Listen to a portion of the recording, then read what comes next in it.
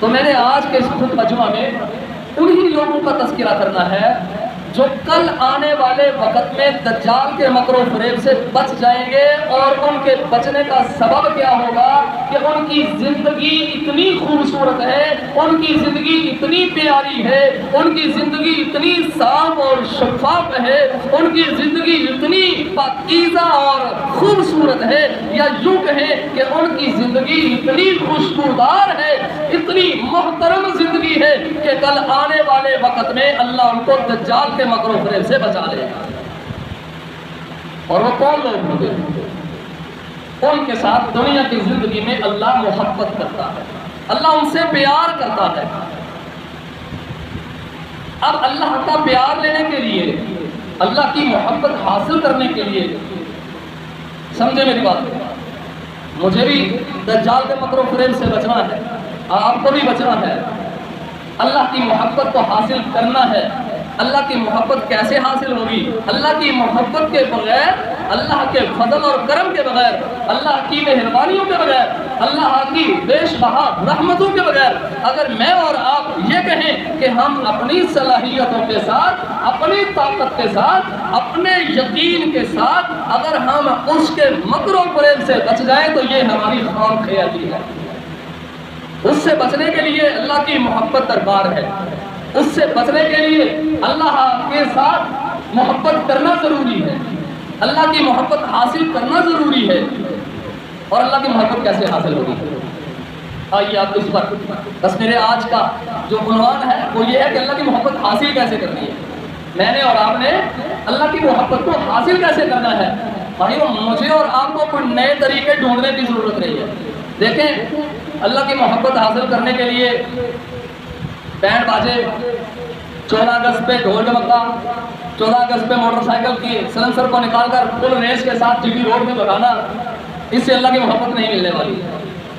14 اگست کو ہلڑ بازی کرنا، اس سے اللہ کی محبت نصیب نہیں ہوگی۔ اللہ کی محبت کیسے ہوگی؟ کیا خیال ہے؟ اللہ کی محبت اللہ کے باغی بن کے مل جائے گی؟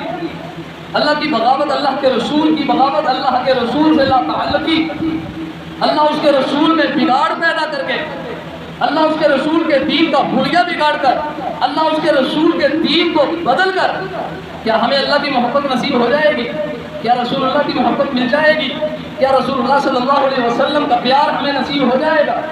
نہیں بھائی، 14 اگست پہ باجے بجا بجا کر کے، لوگوں کی نیندوں کو حرام کر کے، ون ویلنگ کر کے، موٹر سائیکل کا سلنسر نکال کے، اور جناب ہلڑ بازی کر کے، شراب نوشی کر کے، اور جناب اپنی راتوں کو غلیظ کر کے، اپنی راتوں کو غلاظت سے بھر کے، آپ سمجھتے ہوں گے کہ راتوں کو غلاظت سے کیسے بھرا جاتا ہے۔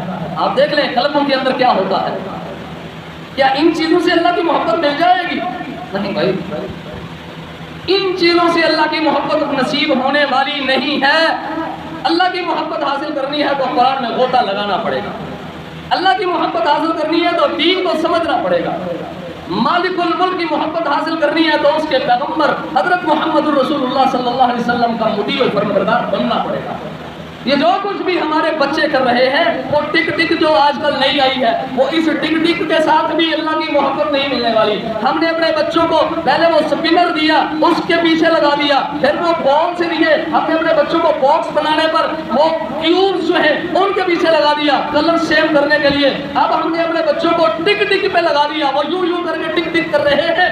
اللہ کی محبت کے لیے ضروری ہے کہ ہم اپنے بچوں کے ہاتھوں میں تسبیح پکڑائیں، ہم اپنے بچوں کے ہاتھوں میں تسبیح پکڑائیں، اور یہ تسبیح صرف مولوی کے کہنے سے نہیں آ جائے گی، امام کے کلپنے سے، امام کے چیخنے اور چلانے سے، امام کی خالی مسجد کے امام یا مدرس یا استاد کے کہنے پر یہ صرف کام نہیں ہو جائے گا۔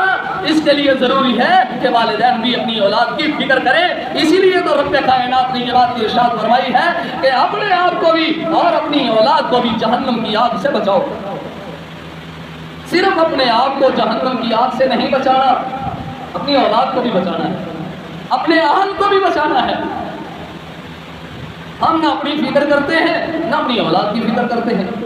تو بہرحال آئیے، اللہ کی محبت میں سب سے پہلا اصول وہ یہ ہے کہ اللہ کے رسول حضرت محمد رسول اللہ صلی اللہ علیہ وسلم کی تابعداری کی جائے۔ رسول اللہ کی تابعداری میں اللہ کی محبت ہے۔ قرآن کا واضح پیغام ہے